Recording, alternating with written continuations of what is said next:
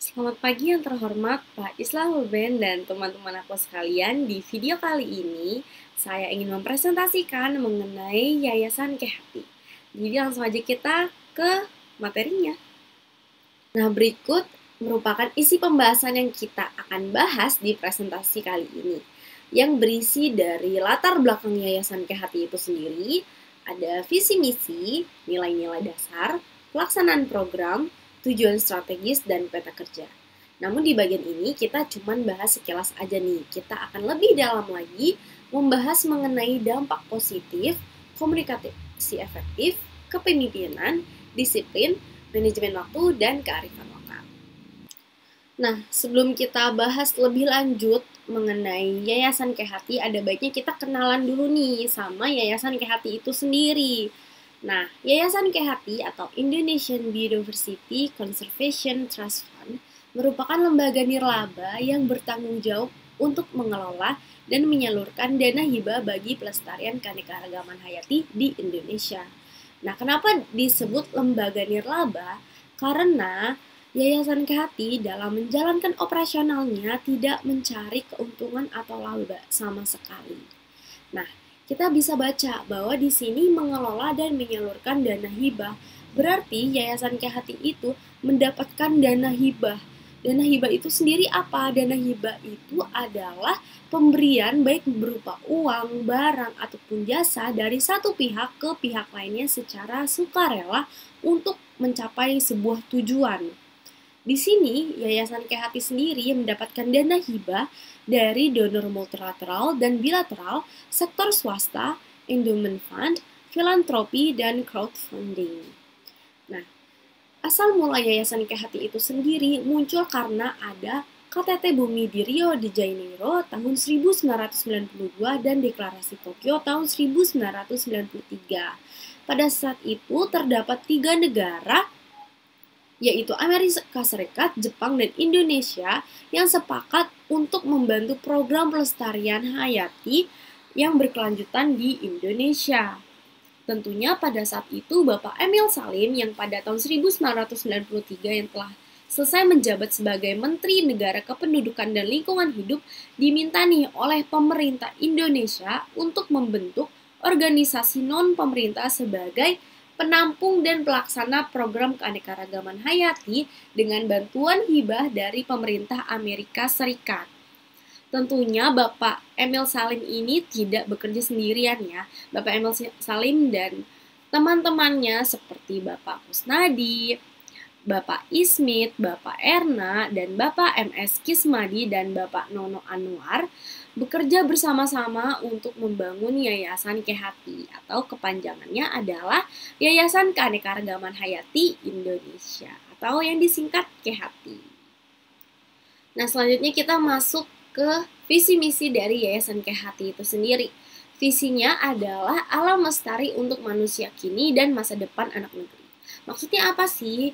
Jadi maksudnya adalah sebuah dunia dengan keanekaragaman hayati yang tumbuh utuh secara alami di mana semua lapisan masyarakat bergerak bersama melestarikan dan meningkatkan nilai tambahnya untuk memenuhi segenap kebutuhan hidup secara adil, bermartabat, dan berkelanjutan.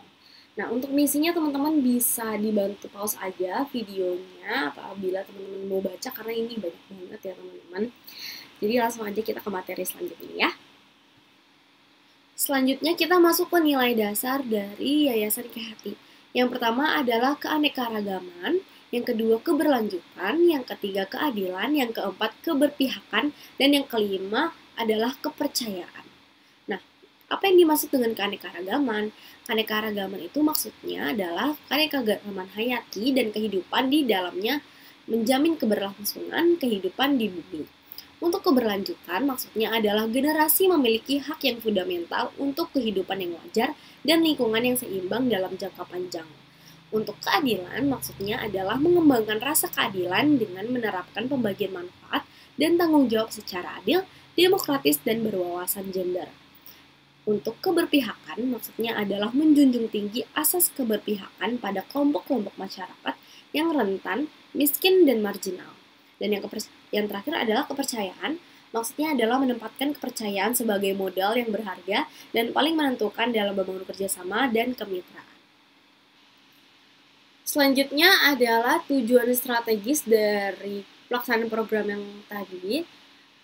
Teman-teman bisa dibantu pause aja untuk lebih lengkapnya lagi. Karena nanti takutnya kelamaan guys, karena pembahasan kita akan banyak banget. Nah, kita next aja ya. Oke, selanjutnya adalah peta kerja. Jadi kayak Yayasan KT itu udah banyak banget melakukan program-program di mana aja tuh udah terlaksana gitu. Contohnya yang bagian kuning-kuning itu kan kehutanan, itu udah bekerja di bagian Kabupaten Tapanuli Selatan, Kabupaten Batang Toru, dan Kota Sawahalunto. Untuk yang warna biru yaitu kelautan ada di Pulau Sangiang, Banten, pesisir Teluk Palu, Kabupaten Brebes, Kabupaten Majene, Kabupaten Pandeglang. Dan untuk yang terakhir adalah pertanian yang agak banyak nih ya, ada di Kabupaten Lombok, Kabupaten Manggarai, Kabupaten Manggarai Timur, Kabupaten Ngada, Kabupaten Lembata, Kepulauan Sangihe, Pulau Salawati, Kabupaten Flores Timur, Kabupaten Bandung Barat, dan Sumba Timur. Dan ini adalah, yang ini adalah peta-petanya. Teman-teman nanti bisa lihat lebih lanjut aja. Nanti aku bisa kasih website Yayasan KHT sendiri apabila teman-teman mau join ke Yayasan KHT itu sendiri, karena ini menarik banget setelah aku research lagi. Untuk teman-teman yang pengen ada ikut pengalaman volunteer, teman-teman nanti bisa ikut aja. Nanti aku taruh websitenya di link description, oke? Nah, selanjutnya kita masuk ke pelaksanaan program. Jadi Yayasan KHT itu memiliki 3 ekosistem, yaitu kehutanan, pertanian, dan kelautan. Dan masing-masing ekosistemnya itu ada program utamanya. Untuk ekosistem kehutanan, yaitu program utamanya adalah program Taman Kehati. Nah, ini adalah sebuah kawasan pencadangan sumber daya alam di luar kawasan hutan yang dikelola secara kolaboratif antara Pemda dan masyarakat lokal. Nah, Taman Kehati ini udah tersebar di seluruh Indonesia, contohnya seperti di Banten, Sukabumi, Sumedang, Cimahi, Indramayu, dan lain sebagainya. Ekosistem kedua adalah pertanian. Program utamanya adalah pengembangan pangan lokal yang meningkatkan ketahanan pangan masyarakat melalui pengembangan sumber pangan yang berasal dari daerah setempat seperti sorghum di Flores dan sagu di Papua. Dan ekosistem yang ketiga adalah kelautan. Program utamanya adalah program mangrove yang meliputi upaya pelestarian dan pemanfaatan berkelanjutan ekosistem mangrove serta mitigasi perubahan iklim atau blue carbon. Nah, selanjutnya kita masuk ke berpikir positif. Nah, berpikir positif itu apa sih? Jadi berpikir positif adalah kemampuan berpikir seseorang untuk memusatkan perhatian pada sisi positif dari keadaan diri orang lain dan situasi yang dihadapi. Nah, di sini contoh berpikir positif dari Yayasan KHT sendiri itu adalah Zulkifar yang melakukan survei di Desa Alwe, Kota Banda Aceh. Dan dari hasil dari survei adalah banyaknya penduduk yang tinggal di lingkaran kemiskinan. Nah, ini tuh menjadi suatu kesedihan bagi Zulkifar sendiri, sehingga dia melakukan pemberdayaan masyarakat di sana. Nah, sebelumnya Zulkifar ini siapa? Zulkifar ini adalah salah satu bagian dari Yayasan KHT itu sendiri. Dan dia ini merupakan salah satu mahasiswa sebuah kampus yang sedang melakukan survei. Nah, dia ini melakukan survei di Desa Alwe, Kota Banda Aceh ini. Nah, di sini Zul itu mengubah pola nelayan konvensional dalam mencari tiram kepada pola hidup yang lebih modern. Melalui metode floating culture, Zul menggunakan ban mobil dan ban motor bekas yang ditancapkan ke dasar sungai untuk dijadikan keramba. Nah, hasil panennya juga pun jauh lebih baik, dijual oleh nelayan ke daerah lain dan dijadikan produk olahan seperti kerupuk dan nugget. Penghasilan masyarakat pun meningkat drastis mencapai 100.000 sampai 150.000 per hari. Sampai tahun 2019, Zul mencatat sekitar 75 warga yang sudah beralih ke pola floating culture.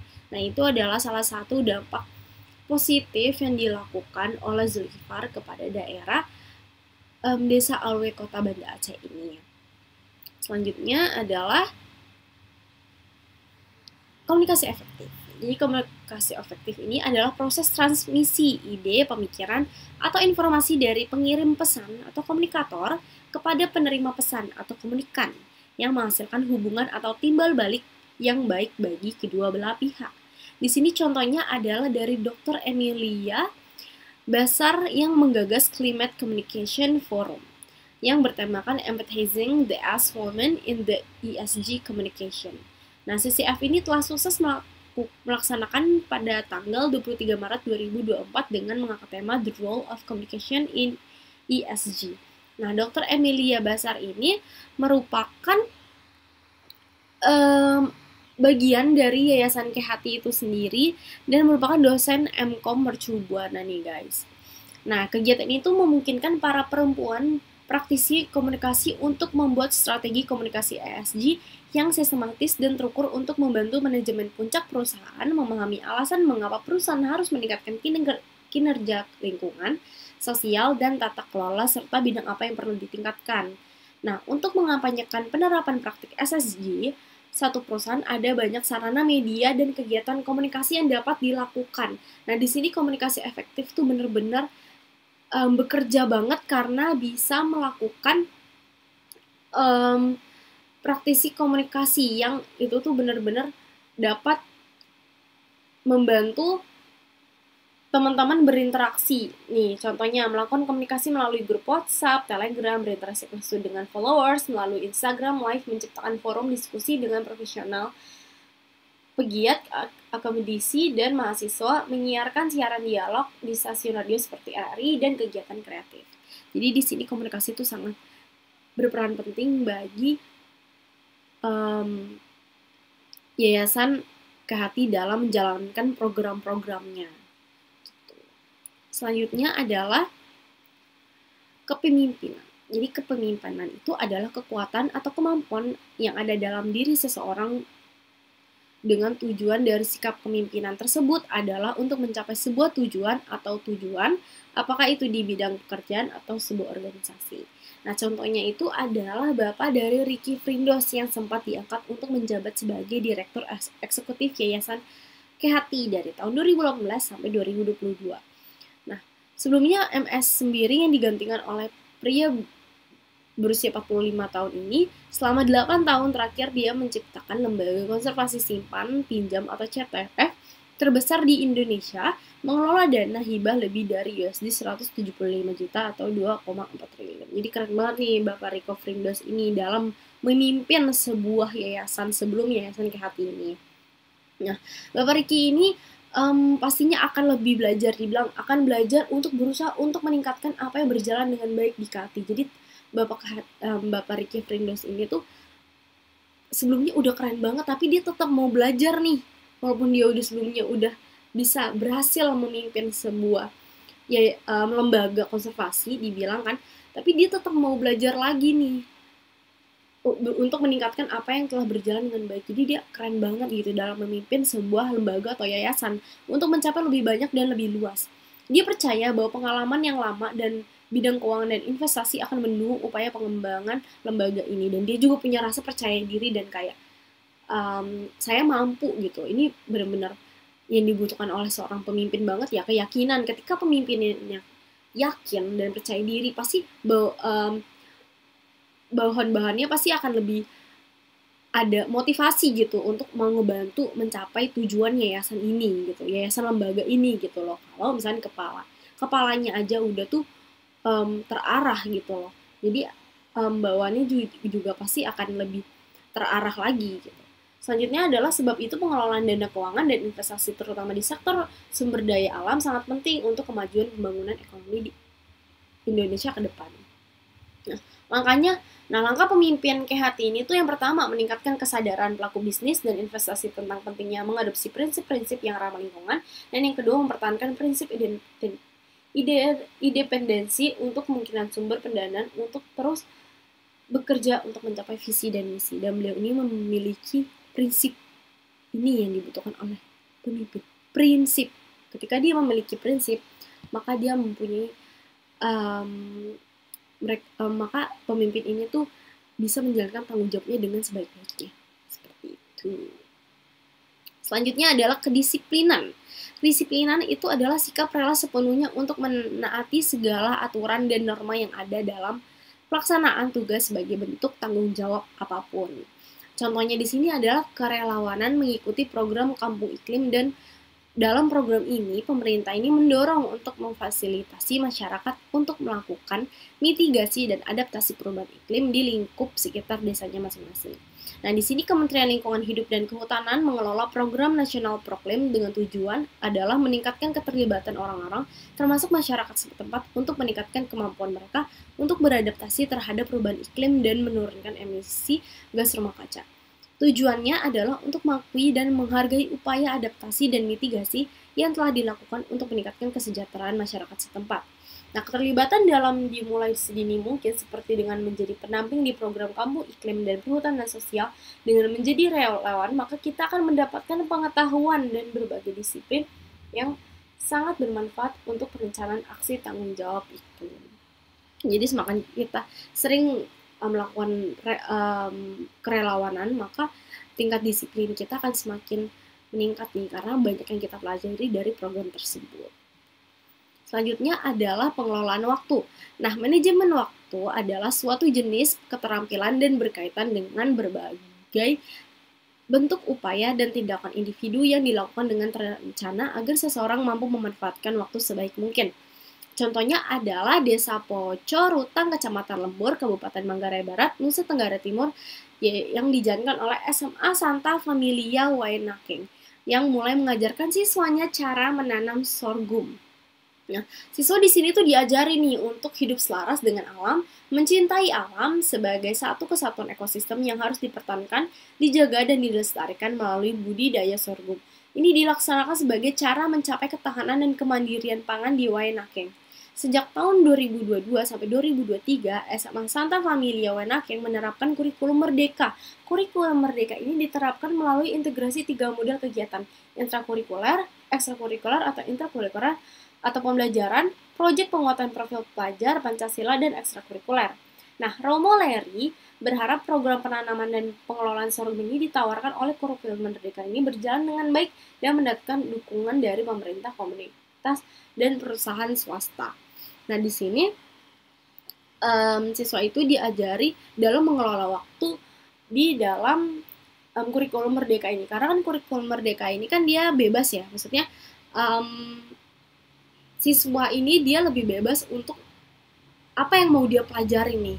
Nah, di sini SMA Santa Familia ini siswa-siswanya dia harus pintar untuk memanajemen waktu dalam dia belajar menanam sorghum nih, dan dalam dia belajar pendidikan formal. Oke. Selanjutnya adalah kearifan lokal yang terakhir nih. Kearifan lokal adalah pandangan hidup suatu masyarakat di wilayah tertentu mengenai lingkungan alam tempat tinggal mereka. Nah, contohnya adalah dalam mengisi waktu peduli sampah nasional atau NPSN, Kehati melakukan program pembuatan tas belanja yang berasal dari anyaman. Hal ini bertujuan untuk mengurangi penggunaan sampah plastik. Nah, seperti yang kita tahu ya, tas anyaman itu kan adalah salah satu kearifan lokal di Indonesia. Nah, pembuatan bakul purun yang merupakan kearifan lokal masyarakat sekitar rawa dan gambut di Kalimantan Selatan itu dibuat dengan menggunakan daun dari tanaman rawa purun. Purun adalah bahan utama untuk anyaman bakul purun karena seratnya yang kuat. Nah, kearifan lokal yang menjadi solusi untuk menjaga bumi dari timbunan sampah sepertinya tidak akan ada habisnya. Hal tersebut dikarenakan banyaknya budaya di Indonesia yang menghasilkan kerajinan-kerajinan di setiap daerah. Nah, solusi seperti purun dan noken juga memanfaatkan tanaman yang endemik dari wilayah tersebut sehingga menciptakan nilai bagi keanekaragaman hayati di Indonesia. Jadi, membuat tas anyaman itu merupakan salah satu kearifan lokal untuk mengurangi sampah plastik yang ada di Indonesia. Jadi kan kalau misalnya orang belanja pakai tas anyaman, gak usah bawa plastik lagi gitu, nggak buang-buang sampah gitu kan. Oke. Nah, itu merupakan pembahasan pada video kali ini. Kurang lebihnya saya mohon maaf apabila saya banyak sekali kekurangan dalam presentasi kali ini. Saya benar-benar mohon maaf karena saya sudah memberikan yang terbaik. Terima kasih untuk teman-teman yang sudah menonton. Sampai bertemu di video selanjutnya. Bye-bye.